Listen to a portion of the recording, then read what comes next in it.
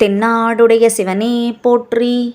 தினம் ஒரு ஸ்தலம் பகுதியில் திருமூலர் அருளிய திருமந்திரத்தை பார்த்து கொண்டு வருகிறோம்.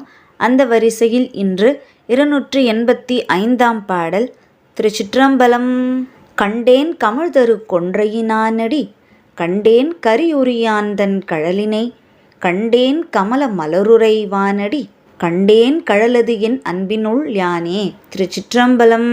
இப்பாடலின் பொருள்: சுகந்தமான வாசனை கொண்ட கொன்றை மலர்களை சூடி இருக்கின்றவனின் திருவடிகளை யான் கண்டுகொண்டேன்.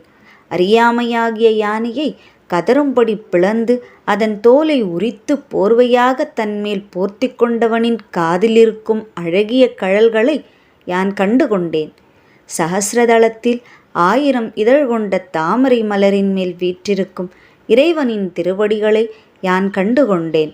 இறைவனின் மேல் யான் கொண்ட பேரன்பால் அழகிய கழல்களை அணிந்து அன்பே உருவமாய் நின்ற அவனது திருமேனியை யான் கண்டு கொண்டேனே என்று திருமூலர் இப்பாடலில் குறிப்பிடுகிறார்.